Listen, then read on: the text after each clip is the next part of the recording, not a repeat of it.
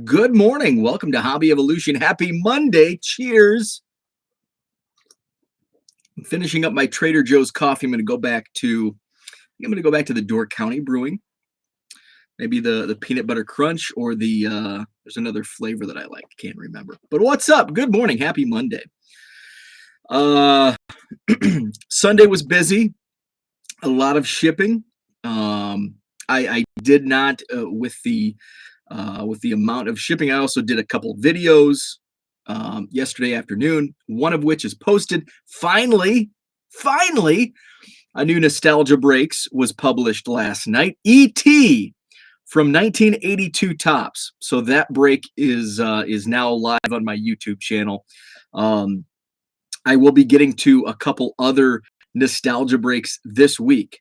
The Simpsons 1990 tops. We'll be opening a pack of that and Howard the Duck from 1986 tops, both of which hold a lot of nostalgia from the Simpsons because I loved The Simpsons and I still watch it on occasion, but I also ripped a ton of those packs as a kid. And Howard the Duck was one of my first favorite movies. I was like 5-6 years old when I watched it for the first time when it was running on.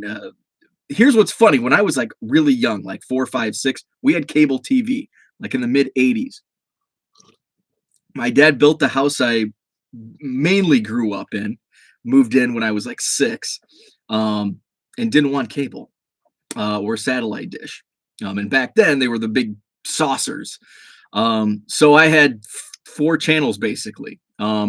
Most of my childhood, well, all of my childhood minus the first 6 years. So I just remember as like a 5-year-old watching Howard the Duck because it was always on Showtime or HBO. Dan, what's up? No. Star Trek Voyager is the next pack opening. Dan, I think I'm just going to send that to you because I don't want to open that one. Message retracted. What's up, Zach? Good morning. Jenny's with us. Good morning. Happy Monday. So my mom brought a bunch of nostalgia. So I'll do some show and tell. Sunday was busy. So that video's up. I also broke one of the blaster boxes from AEW Upper Deck. So I'll post that later today. It's already done. I just wanted to kind of space out the video releases. So I'll release that later today. What else? I had some Casey's Taco Pizza last night. Delicious. That's always like if my wife's out of town or if she goes out with the girls, it's a Casey's pizza night for me because she's not going to touch the Casey's gas station pizza. So it was delicious. Watched Herman break some tops, Series 1. So that was fun. What's up, John? Good morning to you. Today it's going to be busy. I'm going to spend the morning with shipping, getting caught up with weekend shipments. And later today, John says that pizza looked horrible. Oh, it's so good. John, John, you've traveled all over, so I'm sure you've had the Midwest taco pizza, right? Can't find the second video with Ty. Watched the eBay listing one today. Enjoyed it. Thank you, Dan. The second video with Ty is on Bench Clear Media, and I can't remember what it's titled. I did retweet it. I think it was published on Saturday. So where was I? Yeah, so taco pizza is good stuff. So later today, I'll be picking up the Goodwill #2, the second pallet of cards. So I'm going to be heading over and picking that up later today. I can't wait because I had so much fun the first time around. So I really want to get caught up, at least somewhat caught up, so I can at least enjoy some of the fun of going through this big old box of random cards from Goodwill. So that's what's on tap for today. So I will publish the AEW Upper Deck blaster break. That'll come later today. And then I will publish, I'll probably do a quick video of the second Goodwill lot, just a quick 3-4 minute video, kind of getting it primed before I really dig in. Jenny says, John says, no tacos, no pineapples, traditional pizza matters. Hey, there's nothing wrong with that. And I do not discriminate on any pizza topping. I will ham and pineapple, I'm cool. Canadian bacon, I'm okay. We have John, you would hate this pizza place. It's called Ian's Pizza. It's in downtown Madison. It's a college institution when it comes to late night food. And they have some wild pizzas. Macaroni and cheese pizza. I think there's a spaghetti pizza. There's just it's you'd hate it if you're a traditionalist. You would hate it. But Ian's Pizza, downtown Madison. If you like the odd types of pizza, they have a little bit of everything. It's awesome. Jenny learned you have a limit of how many cards you can buy on eBay in one transaction in your cart. Good to know. Can't buy 50 at one time from a seller. That is correct, and it's super annoying. I first learned of that when I instituted the 50 plus card volume discount. I had somebody reach out, and they tried to buy, I think, like 70 cards. And they're like, hey, I could only buy 40 cards, and then I have to do another transaction for the other 30. And they're like, it's happened to me before. I'm like, well, can you reach out to eBay? And at that time, I thought it was just a user error, or they were limited on how many cards they could actually buy. And then it happened again with somebody trying my 50 plus discount. It's like, okay, this sucks. And then it happened to me as a buyer. I was attempting to buy a whole bunch of non-sport packs, and I think I had 60, might have been 50. It was over 40. 40 is the limit in one transaction. So you can buy them, but you just have to do 2 transactions, which is annoying for both the buyer and seller. And I hope eBay does away with that. I don't know why it limits, but yes, it's super annoying. And yeah, you can only buy 40 at a time. And then, if you want to buy 100 cards, you got to do 3 transactions, which is super annoying. John says, ship that beautiful Yaz out before you do anything. John, it is packaged up and ready to go. It'll be in the mailbox today. Don't worry. You are taken care of. Zach, I still have I think I still need to ship yours though, but I will make sure to get that out as well. Herman, what's up? Good morning to you. Dan tells John, if you get to Chicago's South Side, try Vito and Nick's. Why would eBay do that? I have no idea. It's silly, isn't it? Like, why would you limit? And it's not just initially the first time it happened, I thought it was like the buyer was like almost like a punishment. Maybe it was a new user. Like, okay, we're gonna let you buy, but you can only buy X amount. But no, it's for everybody. It's really silly. I don't know why they do that. I'm sure it has something to do with the software they use, which you would think a conglomerate like eBay would have better software that, will allow more than 40 cards, 40 items in one transaction. What's up, Diego? Good morning to you. So that's what happened yesterday. That's what's on the docket for today. So stay tuned. My Twitter will probably blow up with pictures from my trip over to Goodwill to pick up the pallet of cards. And then I'll try to get a video uploaded this evening or tonight as well. Herman slept with a wander under his pillow last night. Let's see. Oh, and I didn't talk. I dropped this in the chat with Herman on Herman's video last night, 3B collection. Because I didn't go live on Saturday morning, so I didn't have an update on what I did Friday, because Friday's my retail run. So what was I after on Friday retail wise? AEW Upper Deck. None in Madison. I even looked at all the labels to see, was it stocked at one time? It was not, but Nick came through one of the Walmart over in his area, had 3 blasters, so that's where I got my AEW blasters. So I went to the first Walmart, the small one, nothing there, had not been stocked. I don't even know if it's weird. So the small Walmart, John called it the Small Mart, which I love that name. It's got a really small card section, and it's really weird when they stock card. Like they'll like stop stocking sports cards like 3 months out of the year. And then all of a sudden in like June, it might be 6 months out of the year, but all of a sudden in like April, May, boom, there's a whole shelf full of baseball cards and football and whatever else is out. But like from December through March, April, there's nothing. It's all Pokemon and Magic. But then boom, all of a sudden April, May comes around and it's filled with sports cards again. It's really wild. It's really wild. So there was none at that store. So then I went to the next store, which is the good one. I looked, it was a fully stocked. Now, as I approached the card section, it's kind of, some of it's obstructed by the aisle, the cash registers, but I see a fully stocked. What do I see? I see a wall of wild card. So I walk up and I'm like, oh yeah, fresh stock, baby. And it's all wild card, like all wild card. And then there's some other stuff.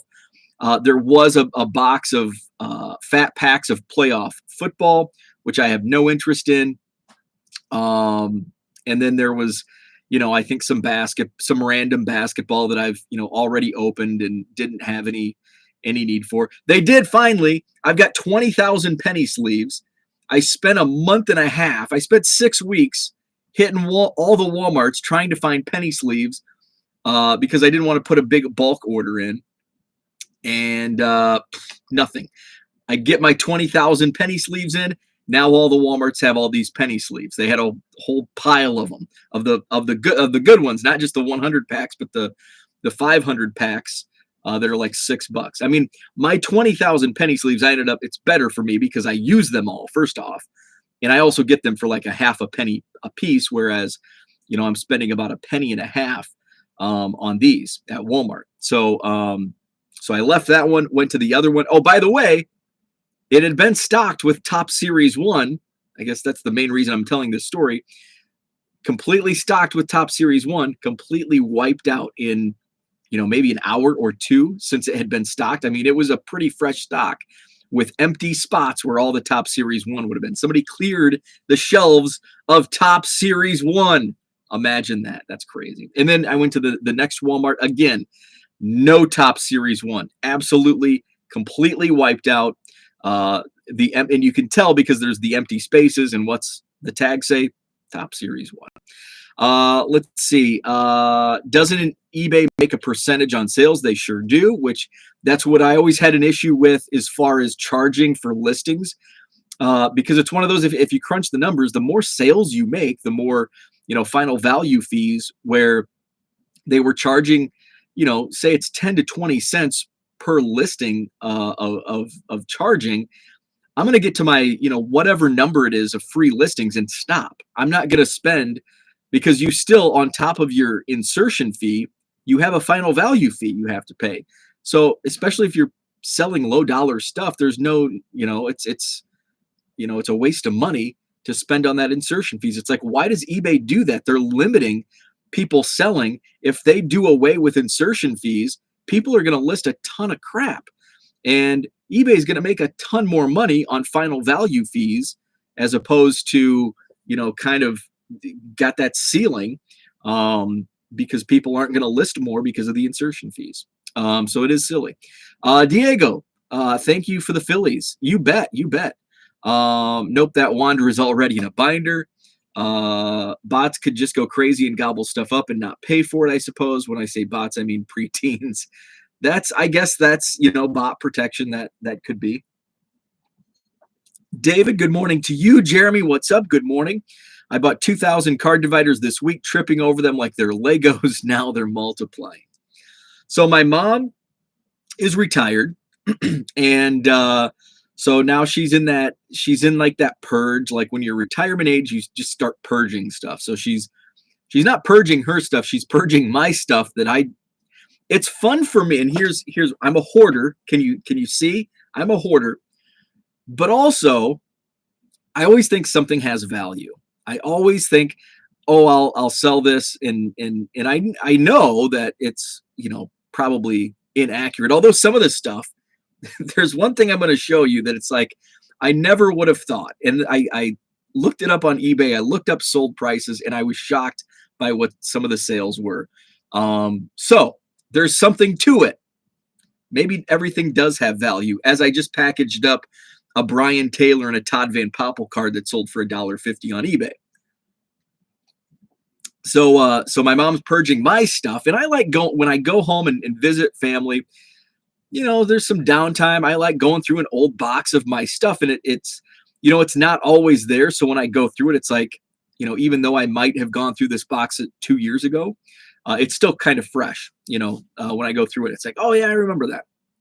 So now my mom's bringing all that crap here, and now when it's in my house, a lot of it gets pitched. So she brought 2 large boxes, and I was just kind of going through on Saturday night, and it's like, I'm going to throw a lot of this stuff away. But at home, it's like, no, don't throw that away. That's my stuff. Now when it's my storage, in my house, okay, this is going. This is going in the recycle bin or the trash can. So there was some good stuff, some good memories. Of course, there's a lot of stuff that's going to be thrown away.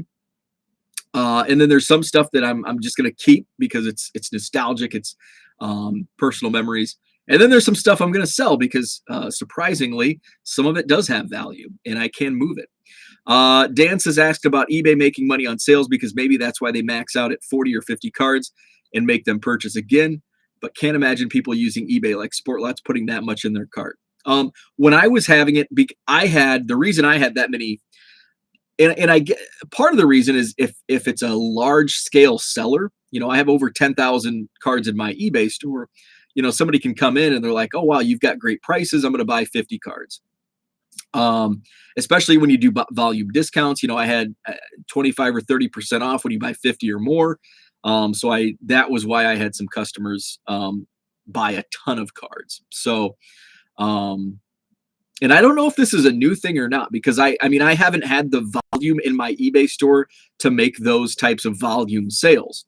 And I wonder if it's to get that, just to nickel and dime sellers on those extra transaction fees, that 30 cents. I don't know if this is new or it's just kind of old. So, yeah, it is weird. So let's go through some of the stuff. It's going to be some 90s nostalgia here. Here, this is super nostalgic. Now, back before, and I guess this was around the time of Game Boy, the Nintendo Game Boy. We had Nintendo Game Boys, but those were kind of expensive, like $100, I think, back in the 90s. We didn't have the internet in the early 90s. So what did we play on those long car trips on vacation, driving across the Midwest? We played handheld video games like Paperboy 2. RBI Baseball was a fun one. What else did I play? There was a lot, but Paperboy 2, probably. I'm afraid to open the battery. Okay, there's no batteries in there. That's good because they would have been corroded as hell. So this Paperboy 2, it says 1988, Tiger Electronics. Very cool. Probably doesn't work, although I could put some batteries in and test it out, I guess. Let's see. But how often do you have people buying 50 cards in a purchase? Not often. Game Boys are actually over $100 now used. Pandemic spiked the prices. Yes, they did, because my mother-in-law had one. And she's like, hey, can you sell this? And I'm like, it's probably not worth much. And I looked it up and I'm like, yeah, these sell for like $100. So let's continue on the video games. Now, I was not a big video gamer. I played the handheld video games. I had the Nintendo, the NES, and then I graduated to the Sega Genesis console. This is probably my favorite video game console of all time because I played PlayStation. I had a PlayStation in high school, and then I had an Xbox in college, and then that was it. Like, the last video game console I've owned was an Xbox about 20 years ago. So Sega Genesis, because NBA Jam was on here, Coach K college basketball. What else was on the Sega Genesis? Tony Larussa baseball. And I opened it up. Everything's still in it. I don't know if these sell. I didn't look up the prices on these. This the Sega Genesis console, but none of the cords, none of the controllers, nothing else was in the boxes. Now this is the one thing that I was shocked at what these sell for. I had a Sega Game Gear, and that was like mind blown technology wise. My friend Jamie. Okay, now Jamie, his nephew. This makes me sound old. So my good friend growing up, Jamie, his nephew pitches for the Kansas City Royals, Jacob Junis. So my friend Jamie, Jake's uncle, had a Sega Game Gear, and Jamie always had like the new stuff. Like he was the first to have like the Nintendo and the Sega, and then the Game Gear. And I remember the first time I played a Sega Game Gear. It was like during the winter, and he begged his mom to take us to McDonald's, and we're probably in, gosh, I don't know, when did Game Gear come out? 5th, 6th grade? I don't know. We were around that age. We're close, preteen or teenagers. He begged his mom to take us to McDonald's. Now, McDonald's, it wasn't like a trip down the street. McDonald's, where we were at, was like 15, 20 miles away.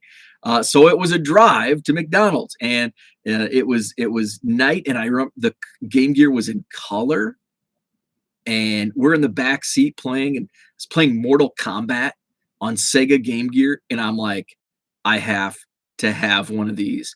I have to have one of these. So I got one for Christmas.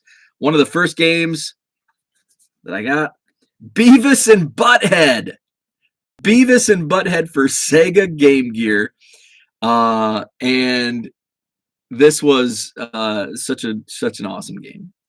These sell for $20. These games sell for $20. There's several of them sold on eBay for $20 to $25. So while it's nostalgic, it's going on eBay. Blowing the cartridge. John says, damn, I'm old. Let's see. Game Boys, I talked about that. Those Tiger games were definite thumb killers. Oh, absolutely. Definitely remember playing them on the elementary school bus.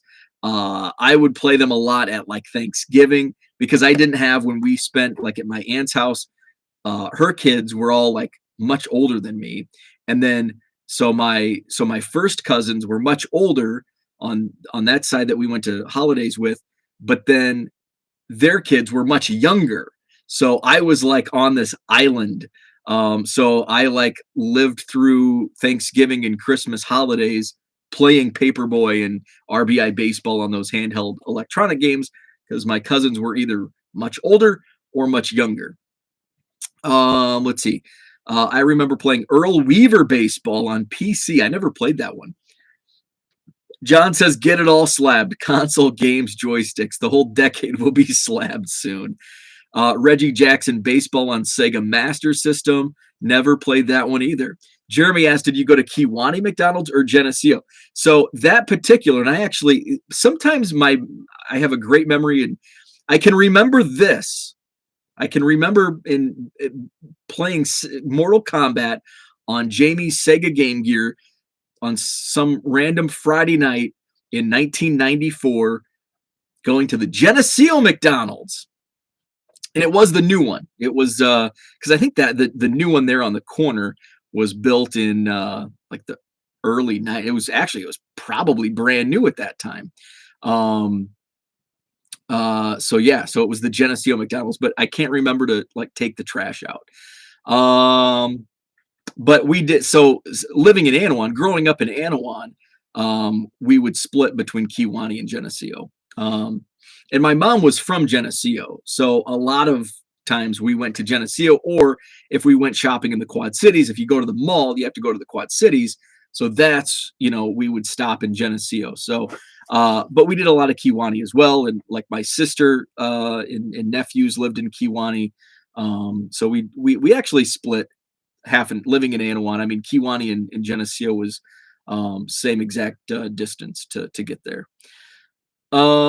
Diego says Game Gear pissed me off because they would consume batteries like crazy. Yeah, they did. Yes, they did. And I don't even know where my Game Gear console is. I think I let one of my friends borrow it back in like high school and never got it back. David says, pretty sure Game Gear was like second or third grade for us 40-year-olds. That's probably when it came out. It was when I played it, when Jamie had one, it was probably like fifth grade. I'm thinking it was, so that would have been like 93 or 90. I'm sure it was 93, 94 when I got mine. I was always like a year behind or 2 years behind. So I'm pretty sure it was in that range. Herman says, raise your hand if you played Pac-Man and Donkey Kong on Atari when they were first released. Did not. I did not play much Atari. My babysitter, when I was really young, had an Atari, but I was like too young to play it. I remember like her kids, they were, when I was being babysat at like 3, 4, 5 years old, her kids were like high school age. I remember it was like in the box. It was like underneath the couch. And like, it wasn't like when I grew up, when we grew up, we had like the Nintendo always hooked up. Like it was like the VCR. It was constantly hooked up, but like at least the friends or the babysitter that I had, it was like work to plug it in. And I guess it could have been because maybe they were limited to how much I don't know. But anyway, did not play much Atari. The only like memories of playing Atari was in like fifth grade. My friend Blake, because he had older brothers, had an Atari, and like at his birthday party, we broke out the Atari and realized this sucks. The graphics on Atari sucks, because by that time, like Sega, Super Nintendo was out. So Atari was, like, oh, there's a baseball game. Whoa, this is worse than Nintendo. Dan remembers going to Radio Shack in the late 80s and looking at the expensive Tandy computers, showing some game on the monitor. Yes, I do remember that. Absolutely. John says, I played these games in the arcades while having to stand up. You kids got to sit down. You're all so soft. Didn't get to play, but I watched my older cousin play. So that was the video game. Let's see. How about this? Second place, Pinewood Derby. Were you in a Pinewood Derby? I was in the Weeblos. I was in Pack 462 Weeblos division. I only did Boy Scouts 1 year. I did Weeblos, whatever year this was. It doesn't say. But I got second place, and I've got the car. I've got the Pinewood Derby car. Now, this looks really good for like a fifth grader, right? Well, my dad built this. Yeah, my dad did all of this, and I probably handed him like the hammer. Was a hammer needed? Probably not. So yeah, thanks, Dad. Got me second place. I had no idea what I was doing, but I guess Pinewood Derby, you don't really have to do much. You just put the car here, and then you let them go, and they race to the bottom. At the old Anawan Community Center, second place, Pinewood Derby, Weeblos, whatever year that was. So let's see. Here's another. This is a plaque. Back in the FFA, were you in the FFA? Back in 2000. Here's the story behind this. Invitational FFA Agriculture Sales Contest, District 1. District 1 was pretty, there were only, I think, 5 districts in Illinois. So it was there was a lot of people competing. I got first place for sales presentation. My spiel, what I was selling was, we just had to make up a product to sell it. And I was selling stereo systems. It was just a made up stereo system for tractors. And this contest was held at Blackhawk East campus, which is where I went my first 2 years of college, junior college. So I advanced. So getting first place, I advanced to the state competition, and which was the same day as our prom. And can you imagine this? I skipped the state competition to go to prom. I didn't even have a date. Just it was me and 2 buddies, and we went with a whole group. But yeah, skip the state sales competition. It was funny. So I was a slacker in high school, but I was a good talker, which is maybe why I won first place in the sales competition. So I was a good talker, got my way out of things a lot of times, got myself out of trouble. My FFA advisor, rest in peace, Mr. Gary Tates, taught me how important a firm handshake was. He also had a great saying, and I live by this today: look sharp, are sharp. I always remember that. Funny stuff. So, Mr. Tates, we had a love-hate relationship. Um, so he told me at the end of the year, so we had FFA activity points. So it was basically FFA was FFA taught, like, it probably taught me at the ag classes, Mr. Tates and ag and FFA probably taught me the most about life than um, all of the other classes combined in high school, which is sad. There should be more emphasis, especially when it comes to like finance and accounting. At least in my school during the 90s, there should have been much more emphasis on real life skills and not freaking algebra. Sorry, Mr. Earl. We're Facebook friends. But I feel like there was too much emphasis on a lot of like noise when it came to the curriculum, and there wasn't enough like real life stuff. Um, so Mr. Tate's his big like driving force was being active in your community. And so when you volunteered, you received points. And if you accumulated like so many points, like 100 points, you would he would take the whole group out for steak dinner, like a real nice steak dinner. And you also received a steak dinner if you got first place in any type of competition. So I received a steak dinner for my first place sales presentation. And this was the only activity I did. So I think I got like 3 or 4 points for competing in this competition. And that's all the points I got. And so Mr. Tate's at the end of the year at our steak dinner, here I am strolling in with my 3 activity points, says, you know, in the 25 years I've been teaching, you lead the way by getting a steak dinner with the least amount of FFA activity points. I don't think anybody's come close to getting a steak dinner with only, with this few points. So that's sad, but I kind of was proud of that achievement. So rest in peace, Mr. Tates. I'm going to go back up here to the chat. Let's see. Jenny, I was a PlayStation 2 kid, loved ATV games. Does it have nails for axles? Yes, it does. Yes, it does. And that's when I said hammer. I don't know if you can see, but you might be able to see. Yeah. The axles are nails, little small nails. I had beginner's luck and won the Pinewood Derby in my first year of Cub Scouts.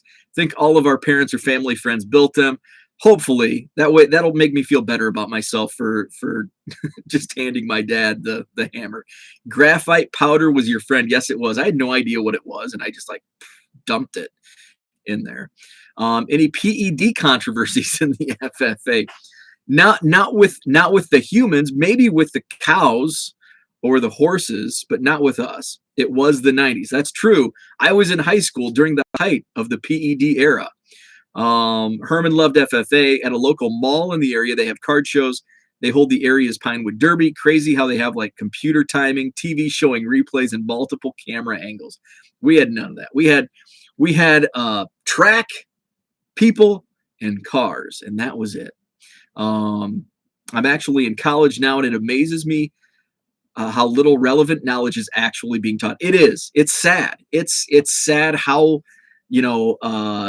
and even like friends that I have that are like 10 years younger, some of the stuff that they're not aware of. It's like, what the hell? Common Core math and all that BS. Dan says, did you ever get to Savannah, Illinois? Not sure if you were close to it or if it's near Macomb. I had a girl pen pal in high school that lived there, but we never met. So, yes.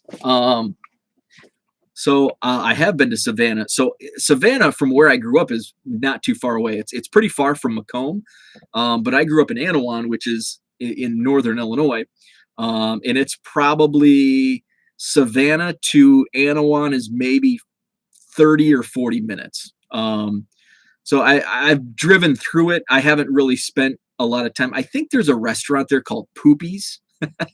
They have these they're called poopy burgers, which sound awful. I think Poopy's is in Savannah. They're huge. They have the Poopy's challenge. Yeah, it's right on the Mississippi River. It's a beautiful area because they have like the cliffs over the river. But yes, I have been to Savannah. I haven't spent much time in Savannah, but I've driven through it several times. What else was there? So just some random stuff. This was the second live wrestling event I went to. This was the from the Dispatch, Moline Dispatch. It was the Attitude Adjustment Tour at the Mark of the Quad Cities. Shawn Michaels versus Goldust in the main event. This was when Ultimate Warrior had returned to the WWF, and he actually made his date. He actually was in attendance, surprisingly, because I think that's why he ended up getting fired again.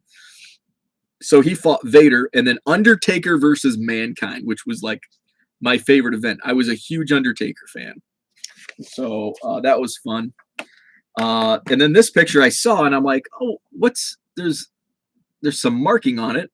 I actually had Eddie Kennison sign this 4x6 photo. I'm in the number 6 jersey, by the way. That was an Iowa Hawkeyes football jersey. My friend, that's Luke, my friend Luke. And then that's me in the Iowa Hawkeyes football jersey. And then, probably the next year I had Eddie Kennison walking through, that's training camp in Macomb, and had Eddie Kennison sign the photo. And then finally, remember mixed CDs? Some of us made mixed tapes, mixed CDs. So look at what's on this CD, if you can see that. What an eclectic mix of music.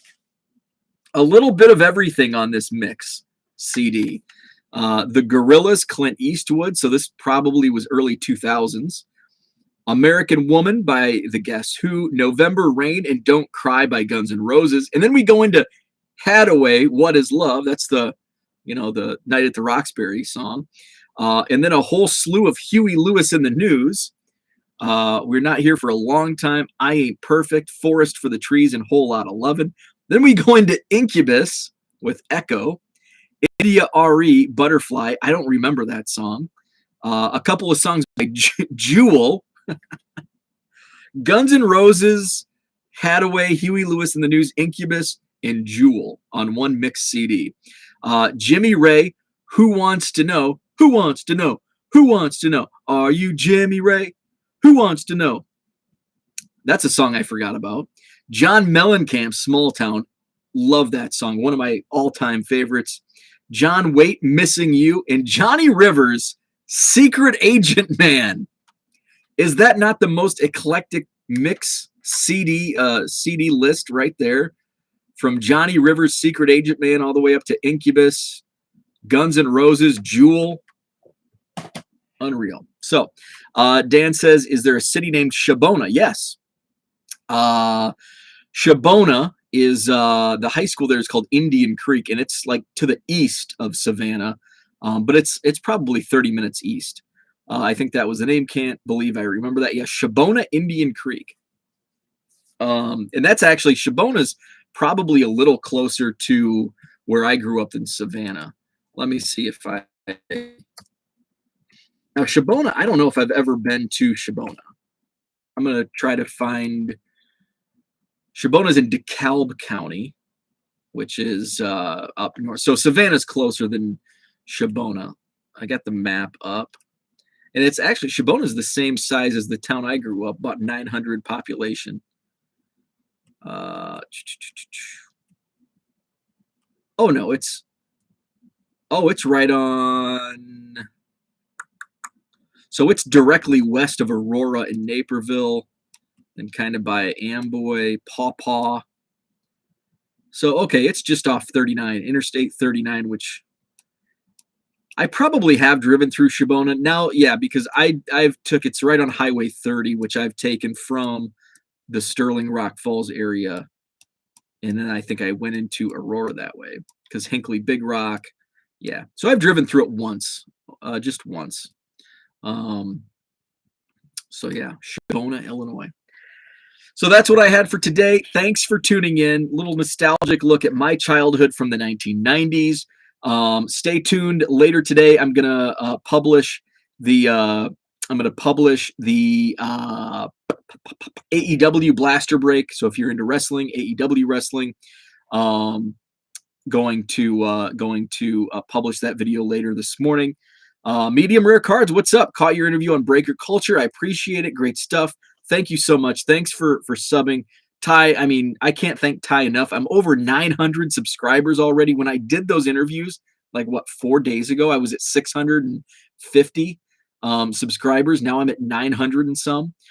So that's awesome. So thank you to everybody who, of course, all my longtime listeners and viewers, but then the new ones as well.